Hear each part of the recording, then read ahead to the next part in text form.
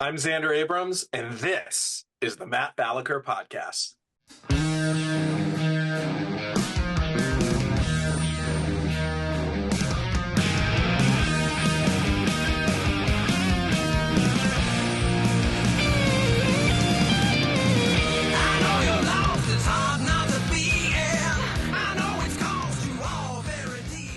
Hello, fine folks out there.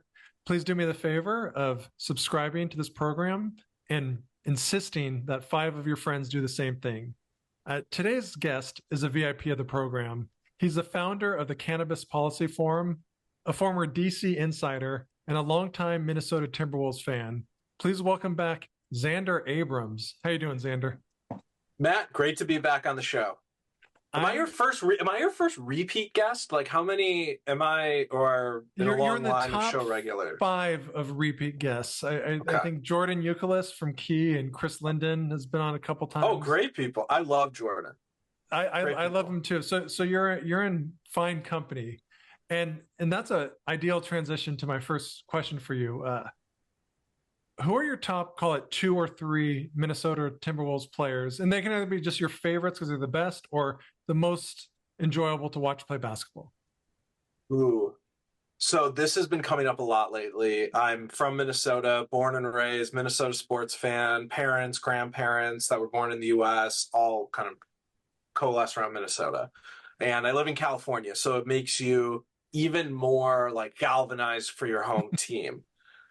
My favorite, I mean, I could talk all-time great Minnesota athletes because this has been coming up a lot in my text groups with my friends on where Anthony Edwards ranks. It's not just in terms of greatest Timberwolves, but in terms of greatest Minnesota sports athletes of all time. Is he ahead of Kirby Puckett? Okay, so there's a pantheon, and the pantheon had 3 people in it that basically everyone would say these are the top 3 guys. And then there's a second level that's also really good. But the pantheon is Kirby Puckett. He won 2 World Series, 1987, 1991. Last time the state of Minnesota has won a championship was 1991, that World Series team. So it's Kirby Puckett, number 1. Kevin Garnett, number 2. We never won it with KG, but can't argue with that, though. Yeah. The big ticket. The team comes to town in the early 90s. KG gets drafted in 95. Takes us to the Western Conference Finals in 2004. Wins with Boston. First words out of his mouth are, "This one's for soda." So KG is number 2 in that pantheon, and then number 3 is a wide receiver from the University of Marshall that was drafted in 1998, named Randy Moss. The super freak. Moss, Garnett, and Puckett are in that pantheon. There's a second level that has like Johan Santana, Joe Mauer, probably Mornozy. There's a second tier. So then the question has been, where does Anthony Edwards rank in the pantheon? And after that dunk over John Collins against Utah, that gave John Collins a concussion and he had to sit out, I put Anthony Edwards in that top pantheon. I don't even care that we haven't been to a Western Conference Finals or a championship. This kid is special. He's my favorite Wolf since Garnett. I mean, period. Yeah, you have quite a case, counselor. I mean, every year a team wins a championship.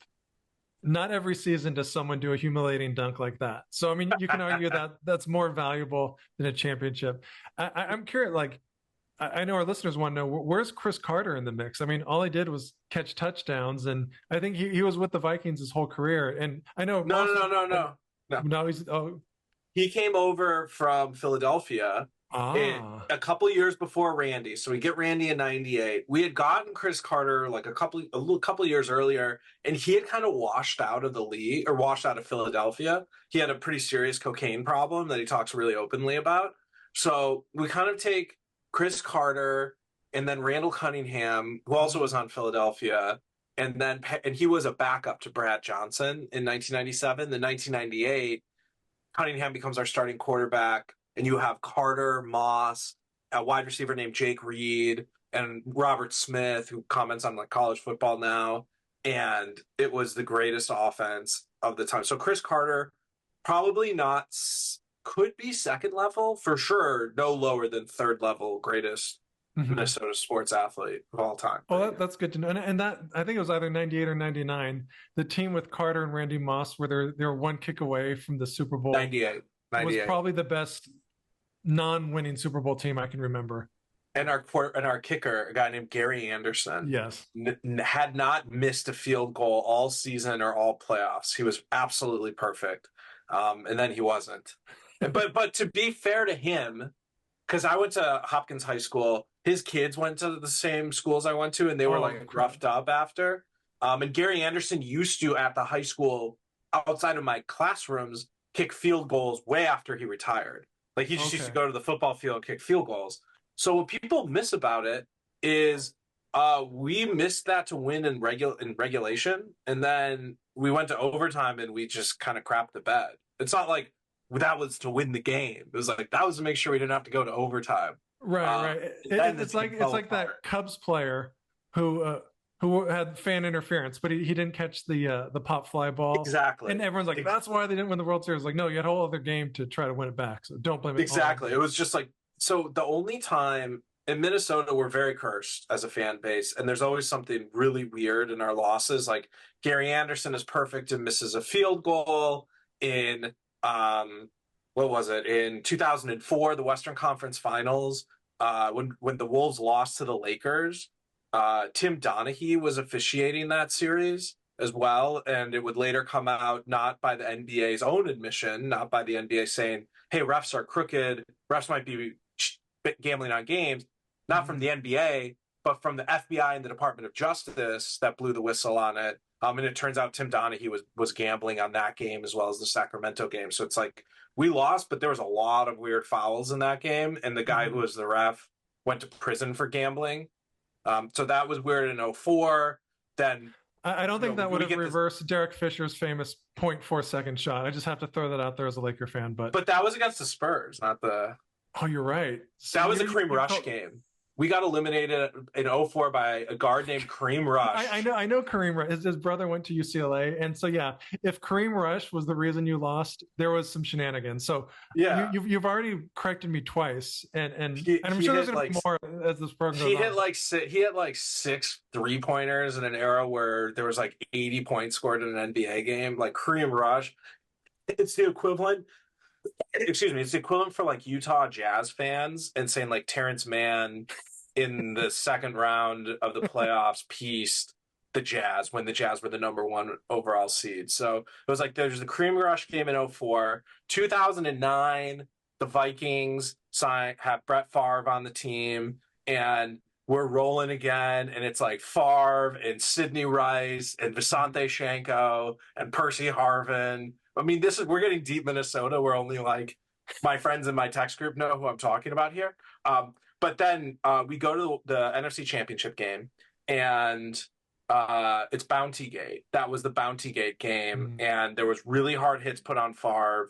And as a result of bounties, and by Bounty Gate, for the listeners that don't know, Sean Payton and their defensive coordinator were telling players, if you injure this person, you get $5,000, you get $10,000, $20,000. So they incentivized players to go out, not tackle, not make plays on the ball, but to injure and take out players. The defensive coordinator was suspended indefinitely from the NFL, and Sean Payton was suspended an entire year from coaching as a result of that game.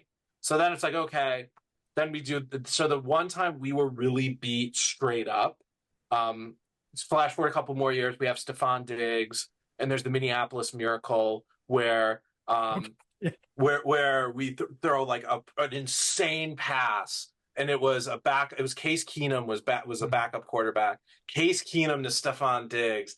We beat the Saints in the divisional round. We're in the NFC Championship game against Philadelphia, and the Vikings are hosting the Super Bowl, and never before has a home team hosted a Super Bowl. And we just got beat. Like I wish I could say that there was some shenanigans. So we got beat. And now here we sit after the first, I mean, this is an evergreen podcast. And so there's nothing beyond this that we're going to talk about that's really like super time specific. But today we sit 2 days before tip off of the second round of the Western Conference playoffs. the Timberwolves have left the first round once in the history of the franchise, and that was in the 03-04 Kevin Garnett MVP season. So we are going to the second time in my life that the Timberwolves have been going to the second round of the playoffs with the hottest young star in the league and a great supporting cast and great team around him. And we tip off against Denver on Saturday. Life is good, not just for Timberwolves fans, but NBA fans. That is the de facto Western Conference Finals. Whoever wins that is going to play probably Boston. It's a shame. It's a shame. It's a shame. This is the semifinals, and it's because the Timberwolves lost twice to Phoenix in the last week of the season. And if we would have won both those games, we would have been the number one overall seed. But in typical Minnesota fashion, we beat Phoenix. We sweep them, first sweep in franchise history in the playoffs. But we lost those regular season games, and that didn't affect who we played in the first round. We were always going to play Phoenix. But they would have had to win the play-in tournament. But Phoenix is a 49-win team. Like, they have problems, but they're a good basketball team. They just were up against a great basketball team in Minnesota and got swept. It wasn't about playing Phoenix that we were playing for. It was, can the Timberwolves have home court against Denver? And we did not.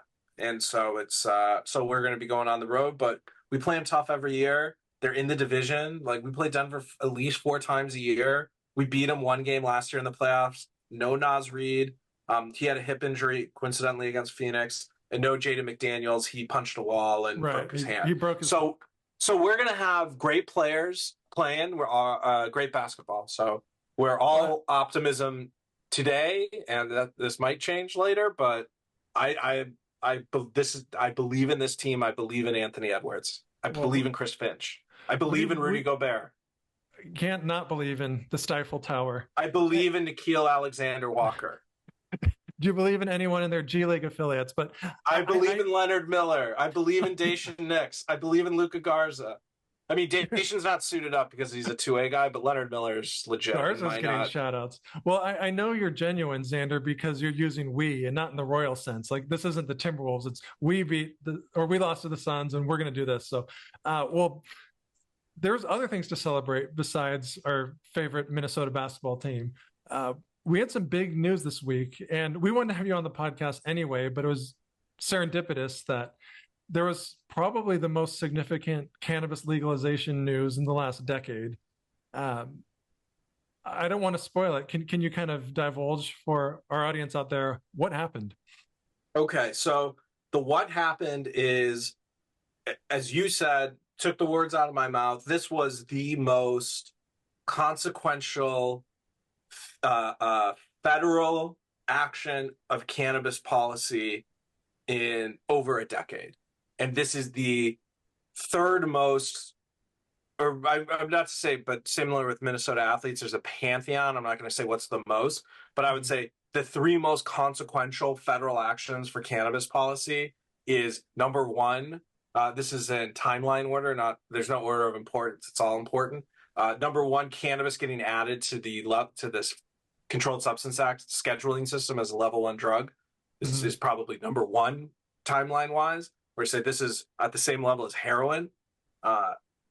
Number 2 would be the Cole Memorandum, which basically is a letter. For those of you that don't know, it's a letter by the Assistant Attorney General Cole in the Obama administration, basically laying out the bounds of which cannabis companies can operate legally within state systems that the federal government will not prosecute or go after it. And that created the cannabis industry we have today. And then number 3 would be what happened or where we sit today with the DEA. Number 4 would probably be creating Section 280E. There's 4 things. Section 280E. Then Section 280E, let's call that number 2. Then number 3 is Cole Memorandum. Then this is the 4th. So it's a pantheon of 4. So this is a big deal in a number of respects. And what has come out is not the DEA making a statement. It is reports that the DEA will move cannabis from level 1 to level 3 on the Controlled Substance Act. So that is a really big deal. I have a few thoughts on it, but just to explain to the listeners before we get into a little bit of analysis, what this means is Level 1 is the most severe scheduling for substances, and it means that there is no practical medical purpose, and so therefore there's no federal funds available for this. There's an element of the tax code, section 280E, that we talked about last time that says you can't use ordinary and necessary business deductions in running your business. So 280E, so that affects things. Now it's the DEA, if let's just take these reports as being true, which I've heard through congressional staffers, it is true, and not that it's smoke. If it is true, what will happen is the DEA will publish rules later this year, probably August, September, October, November, in that range, like kind of end of Q3. What's happening in November that might be of significance? Well, there could be an election. I think that people go to vote in this country. I don't want to cut you off, but it was just a curious. Yeah. I'm happy to get into those aspects too. But yes, there's a president that is up for election, and an executive agency just going to be rescheduling the substance. So the DEA will release rules on this, and level 3 is not like me picking up Lactaid from Costco in the aisle. Level 3 is from a specific compound pharmacy that's very controlled, and there's a lot of regulation over level 3 drugs. So, for example, codeine is a level 3 drug. So it's like, it's not over the counter. It's not easy. I can't just get a text refill on my phone. Right. So it is serious. It has to be at compound pharmacies. So there's meaning to what level 3 is, and there will be meaning to how the DEA schedules it. So that's what happened. The next step is, okay, so what do you think about it, right? Like, what do you think? And I've been listening to takes. I've been talking to people. I've been doing this policy advising, and then really investing, primarily retail real estate, debt deals, and cannabis assets for the last half decade. Before that, I was working in federal politics. So I think that there's kind of 3 aspects to this that I look at that I think are significant. I think there's one that's obvious, and I think that there's and positive, and I think that there could be 2 actual negative implications over it. And so the obvious positive implication of this is Section 280E goes away. That means that these businesses are going to be profitable, wildly profitable across the board. I would venture to say, like, I've looked at hundreds of dispensaries, P&Ls, and balance sheets, and understand how they operate. And the fact that paying your bud tenders is not a deductible expense, that a lot of your business operations, your core operations, are not considered deductible. I want to crush businesses. Pause briefly, because on one of the last episodes, you did a really good job of explaining 280E, and we don't have to go as detailed now, but basically the only deductions that were allowable right now or before or under 280E are those directly related to cost of goods. And so that cuts out everything that's not product related expenses. So please continue. Yeah. And the example I like to use is like an ice cream truck, that if, let's say, I sold ice cream for $10, the ice cream cost me $1 and labor cost me $5 of that $10. So of that $10, that $1 is deductible. Okay, so $10 in income turned into $9 of income. But those other $5 that I paid my labor, so bringing out that I actually netted $4, that doesn't count as a deduction. So even though I only have $4 in income, I have to pay based off of $9 because we're factoring labor back in. And, 30% of $9 or 35% of $9 is about $3.50. Well, I only ended up with $4 because in actual dollars, it was my labor and my cost of goods sold. So you're telling me I end up with $4 in actual cash and I owe $3.50 of it in taxes at a minimum? Like, it crushes businesses. So now, guess what? You only owe taxes on $4 of that income at the ice cream shop. That's the easiest way I can explain 280E and that deduction, the ice cream truck. So the obvious one is, okay, 280E goes away. I think these businesses are going to be way easier to run. because of that. Especially you don't need management companies and real estate companies and IP companies that are really just shell companies in order to circumvent tax liabilities. You pull everything out that's not COGS and claim it's a management services thing or IP and brand. And I do think that, Matt, those structures will continue to be relevant as there still are licensing restrictions at the state and local level, things like social equity licenses, that 51% of your license, say in Los Angeles, that has to be social equity for a retail shop. You would still set up a management company to circumvent that requirement. But in terms of tax optimization, these are going to be way simpler to run. So that's obvious. There are two concerns that I have going forward. The first is that this is not going to advantage small businesses. I think that the federalization and moving this over to the FDA, which it will, as the FDA regulates drugs, like DEA chooses the schedule, FDA chooses how to regulate it. I think that small businesses are actually going to be disadvantaged by this significantly. It's like I'm on Twitter and I see Kat Packer, the former director of the DCR here in Los Angeles, and we agree, but we have different conclusion, or we have different analysis of why we agree that this won't help small businesses or social equity businesses are almost necessarily smaller businesses. The reason why I don't think this will help smaller businesses is because the regulations for the FDA are going to be written as a result of executive agency lobbying and FDA lobbying. And the only people that have money for that are going to be large companies. Like my dad was a state representative for 18 years in Minnesota.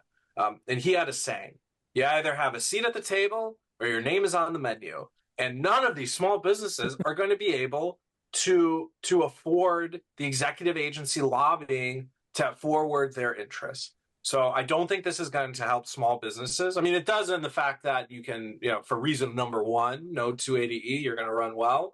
But it's basically, in the terms of basketball, small businesses are going to be told to shut up and dribble.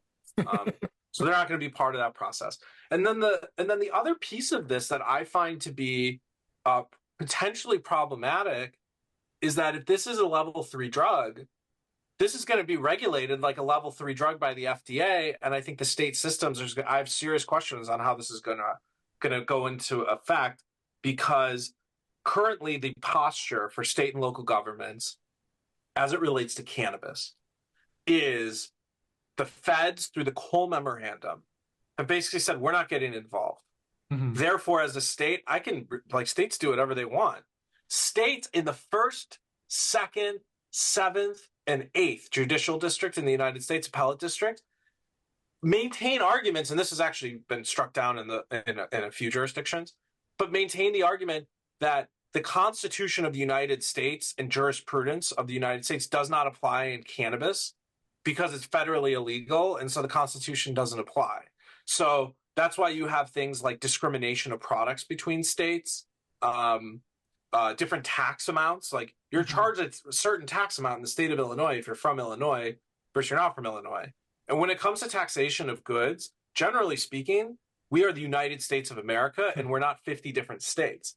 But the argument is it's federally legal. So I think that the days of states totally ignoring the federal government is over if this goes. And so that turns these programs on its head. So those are just a few reactions, kind of one big obvious, and then two that I haven't heard many people talking about yet, but I'm concerned about. That's an interesting take about small businesses. I mean, it makes sense. I mean, my first non-optimistic reaction, Zander, was cool, 280E will be eliminated. What will replace it? So I just don't envision a scenario where, okay, we're just not going to tax you as much, because it's like, oh, well, there's this void, and you know how greedy like politicians like to get. And optimistically, maybe it'll be a state tax. Maybe it'll be on a city level. I know in California, it seems like there's so many levels of taxation. It's super confusing. But is there a scenario, in your opinion, where, at least for a while, until new laws are made, where there just is no 280E? 280E has nothing to do with cannabis by name. 280E has to do with whether or not you are classified as a level 1 or level 2 drug under the Controlled Substance Act.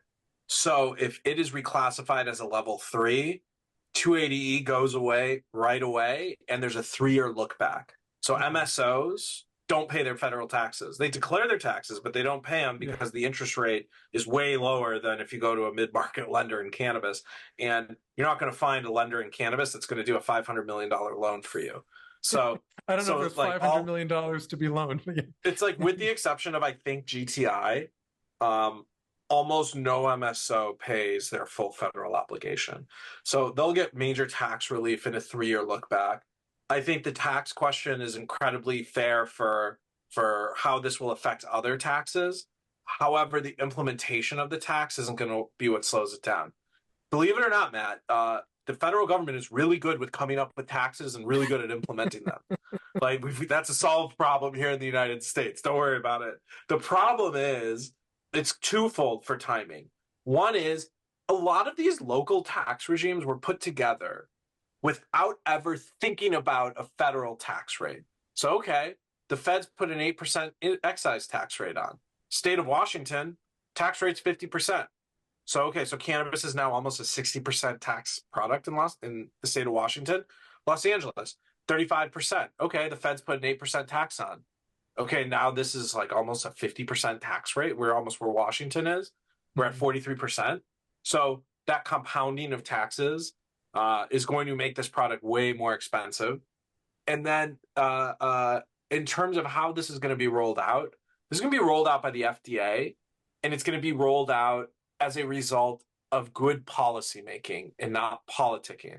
Politicking is done for the president once the announcement is made and he said, I reschedule cannabis. But where the rubber hits the road for people that aren't transient, that are here in this industry to stay, will be on how long will it take the FDA to issue rules, like real guidelines for use and standards, I believe is the term of art. So not that the DEA's rules are going to be pretty straightforward. It's like, this is a level 3, decision-making powers in the FDA, et cetera, et cetera, et cetera. The IRS will issue a statement that, that's no longer part of 280E, or there will be a private letter ruling requested on behalf of taxpayer. And the taxpayer may be Boris Jordan. The taxpayer might be Jason Wild of TerraSend, Curaleaf and TerraSend, respectively. And they will leak that letter, and it'll be known in the industry. However, how this is going to be rolled out will be half decade of good policy making that is made to withstand litigation, because there will be a lot of litigation around this. And that will take at least a half decade, if not longer, for the FDA to promulgate the rules. Okay, so you said a lot of things there, Counselor. I guess what a lot of Californians want to know, and this is true in other states, is because of the prior system where the feds were sort of hands-off, there was a funkiness in a good way, where you can go to a dispensary and they weren't necessarily medical providers, but you say, I need sleep help or this or that. And it was more like kind of old school, old worldly, where it wasn't like, go to the compounding factory and they'll your medicine won't, could come in a bag, or, but now will it be more like getting coding? Like, will the experience be different? In 5 years from now? I mean, it could be. I can't guess. But what I do know, and what I can tell you, is that the rulemaking process and the guidelines on use, on distribution, on those elements are going to be carefully put together by the FDA bureaucrats, not political appointees. And it's going to be designed to withstand scrutiny and litigation. Okay. And it'll be designed to really be a good model of policy as the FDA sees it for treating level 3 drugs. So I can't answer those questions. I don't know. I always say about cannabis, they're not going to put the genie back in the bottle. Like, it could be a reprieve that you say, it's always dangerous to guess what a regulator is going to say, because they could say anything. But they could say something like, all licenses currently issued and all active businesses, you can keep doing business how it's laid out, but on a go forward basis, which still half the states in the United States do not allow recreational cannabis. They all basically allow medical, but on a go-forward basis, this is how this needs to be treated. And if it's not recreational and it is just medical, then those states are actually best positioned to adhere to the federal guidelines. Okay. And do you envision a scenario where it's actual physicians that are prescribing cannabis? I don't think we're going to go to the European model totally. I don't think it's going to be the European model in that you have to go to a physician, get a prescription, go to a pharmacy. But if you were to say how are level 3 drugs regulated, like my mom is a neurologist. Basically, every anti-epileptic, she specializes in epilepsy. Every anti-epileptic drug is a level 5 drug, meaning I got to see my neurologist regularly, and I need the prescription, and I need to go to the pharmacy, and there's rules on what I need to do to collect it. And that's a level 5 drug. So we're talking about 2 notches above. It could be, but there is this strong pre-existing state market that might make it really challenging in effect to do it. There's a saying, in theory, there's no difference between in theory and in practice. But in practice, there is a difference. Mm-hmm. So we shall see. I would find that hard for them to put the genie back in the bottle for these robust state programs. I like the "we shall see." That's a good qualifier for pretty much everything we're talking about. I know a lot of advocates fear big tobacco taking over. Like, how would you categorize that risk, and what should we tell those folks who are worried? Well, there's people that fear it, and then there's people that want it. The people that fear it tend to be smaller entrepreneurs. The people that love it are people looking for a liquidity event and saying, well, no one else has money to come in here. I mean, the amount of people I've talked to, Matt, whose plan is to sell to Anheuser-Busch is just astounding. No, AB or Total Wine, like they want to come in the industry, and they really grow Zander by acquisition, and we're going to be one of the top acquisition targets because of X, Y, and Z. The amount of times I have heard that is exhaustive. So I don't necessarily fear big tobacco coming in from a financial perspective. Mm-hmm. However, and they are making moves as well on the ancillary space, like joint rollers or filters or things like that. And on the technology front, there's a few tobacco companies that have been very active in conversations in the market. But this probably makes it easier at level 3 for pharma to come in, because what they'll do is they're set up to litigate with the FDA, and they're set up to do 5 to 10 years worth of clinical trials and advocacy work and forming the rules on how drugs are treated. And just because something is a level 3 doesn't mean you can get it. Because it's a level 3, that means the FDA will review it. And there are 3 cannabis pharmaceuticals that have been approved by the FDA. So great, those are legal. Those can be shipped in interstate. But just because cannabis is considered a level 3, that just means it goes through a certain process in the FDA for approval and regulation. And I think the people that are best suited to deal with that is pharma, more so than tobacco companies. Okay, so we should fear big pharma more than big tobacco. Yeah, likely. Well, and let me, for the cannabis lovers here who love the plant, what pharma specializes in is taking very specific compounds and very specific molecules within drugs and isolating them and mixing them with other molecules and other compounds to create an effect.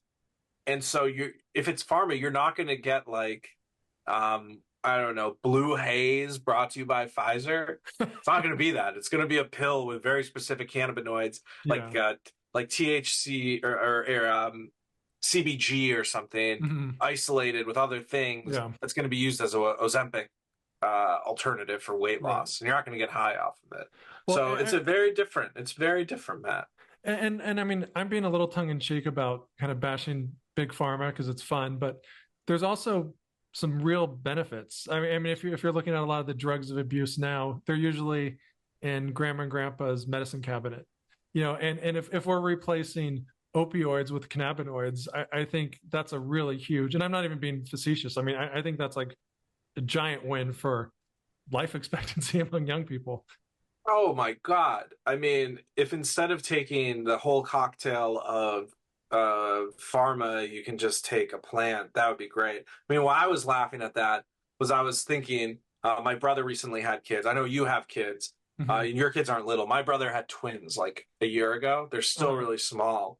And I was like, well, my parents' pharmacy cabinet is not that interesting, but my grandparents were. But I was That's like, now that relative. my parents are grandparents, like, is their pharmacy cabinet is it going to be that much more interesting now that they're the grandparents? Maybe. And people don't go into your parents' or grandparents' medicine cabinet. Even just aside from the health risks, you can get creeped out by what you might learn. Yeah. Yeah. Coumadin isn't nearly as fun as it sounds. It's just the blood thinner for grandpa. Another like barrier that hopefully will get lessened or released is access to capital. I mean, we've kind of been on that side where you see companies that are awesome and all they need, Zander, is $5 million, or all they need is $10, and it's very challenging to rely only on people giving equity or obtaining equity, I should say. How does this open up debt, and how does this open up equity, in your opinion? This is a huge issue. So, because this has happened, this does not mean that KKR is going to start deploying equity checks in cannabis. This does not mean that Chase is going to start doing lending in cannabis or depository work in cannabis for direct operators. Funds, it's a different story. But this does not open up the floodgates for that. This does not mean that cannabis can be openly traded, like, that TerrAscend can move from the Canadian exchange to the American exchange. This does not mean that. What this does allow is like real legitimacy to be built up in the industry. People have excitement right now and are willing to deploy more checks, but the investors that drive the industry, whether or not you're going for debt or going for equity, the sources for all of that is equity from high net worth individuals and country club style investors. I don't care if it's debt, and I'm on the board of a debt fund in cannabis. And I can tell you, it's all equity that someone's deploying. It's just the character for how you receive it. So at the end of the day, everyone's going to country clubs, high net worth individuals, eccentric family offices, and offshore pension funds, generally speaking. There is more excitement today among those people that want to deploy a check because they see a move towards federal legalization. In terms of debt and equity deals, I think that the performance of investments are going to improve dramatically because of the stresses that I just laid out from 280E no longer being there. But for institutional capital to want to come in, I'm just going to use debt as an example because that's just where I know more about the debt markets than the equity markets. Okay, I'm JP Morgan Chase. I want to start doing cannabis debt. I'm going to, we're going to look into doing small business loans. We're going to start looking into doing mortgages. Let's say cannabis is a $50 billion industry. Okay, 50 billion. Wow, that's a lot. Well, okay, 50 billion. Maybe in an industry like this, we can capture like 20% of the market. So that's $10 billion of the market, perhaps. And of that $10 billion market of activity, some of it we can bank, some of it we can loan. 10 billion turns into like, a smaller fraction. So then they say, okay, we're dealing in trillions. In order to effectively do lending in cannabis, it takes a lot of underwriting. It takes a lot of understanding. It's highly regulated. Basically, of all the top tier debt funds who hold themselves out as people that were experts in the field, almost all except for basically Chicago Atlantic, Altmore are toast.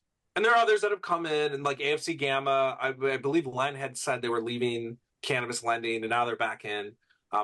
So AFC Gamma I would include in that as I say that. But most of the experts in lending have gone toast. So how much, if you're doing a couple trillion loans a year, do you want to invest in building out a department for you to do like 600 million in deals annually? Like, if I were them, I'd just say, well, is there another element of agriculture that's rising we can go after? So you're not going to see tier ones run into it. It's like, it's a lot of administrative overhead, and it's very challenging for a vertical that's not that big. But over time, I think that institutional capital will get more comfortable with this, and seeing a movement towards federal reform is a good thing, not a bad thing. and banking. Depository work, Matt, is largely a solved problem. So when we talk about banking cannabis, it's not deposits that's a problem. It's more the lending aspect. And will you do cash flow based lending or asset based lending? And if it is asset based lending, how do you value the assets? Is it basically the alternative use or the go dark value? Like if I go bankrupt and you have to auction this off or flip it to a guy that makes t-shirts, how much can you get for my facility? And how do you underwrite that?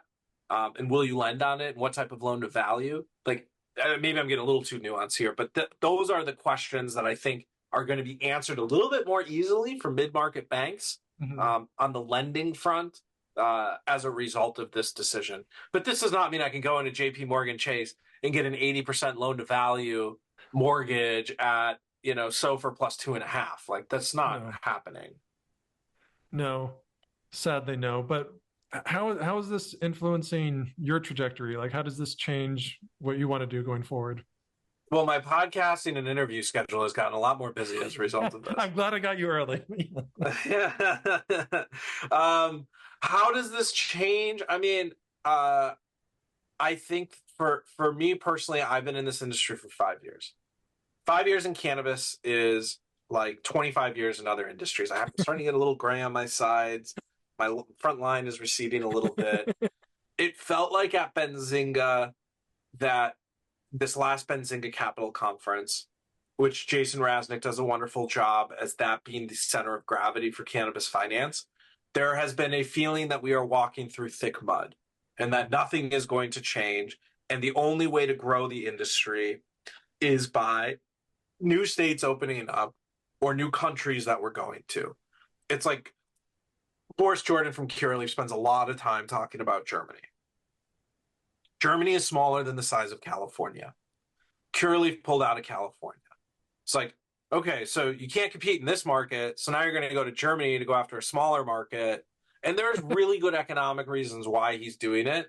But that's the only trajectory we've had that for cannabis growth. It's just a new state opens up or you go overseas and hope something happens. And the tax climate there is better. So there seems to be an opportunity now for real growth and real consolidation and real M&A in the industry. And I live on the transactional side. So for me, I think that business is doing well is good for business for me. Sure. And I will continue to find accretive transactions and equity and capital sources to help operators expand. And this became a little bit easier. Nice. A little bit easier. Well, my smile is genuine. How Matt, does this change your life? Let me ask you. Let's turn it around. Well, how does the change Matt Balaker?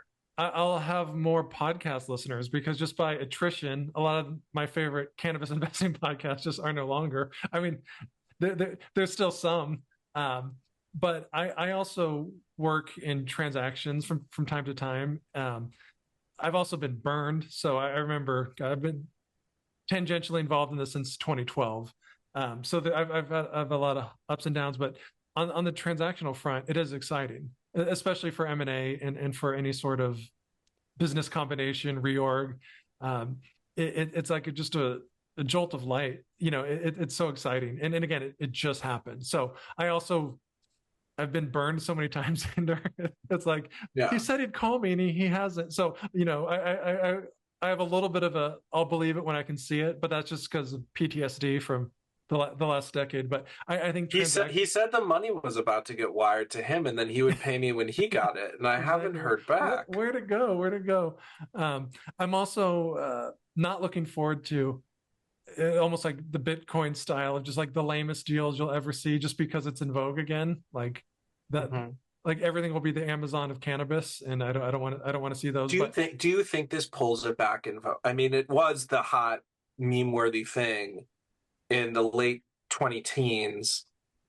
Do you feel like you're seeing it become in vogue again as a result of this? And again, I'm very biased, and even with that admission, Zander, it's not going to supplant like alternative intelligence, or I mean, you can only be the new kid once, so.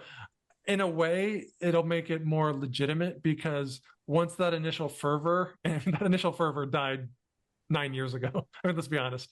Like in 2017, there was like this kind of big second push, and that was really cool. If we can get back to call it 80% of the fervor of 2017, but actually this time base it on realizable cash flow models, because we're always hoping and praying that 280E would just go away. Or I think more damning was people would simply look at revenue. And this is a problem with all sorts of businesses. You just look at the top line, or maybe you look at some form of very adjusted EBITDA where people get excited, but ultimately what matters is what's on the bottom line, how much profit is available to investors. And I think that is a very fundamental reason to be excited.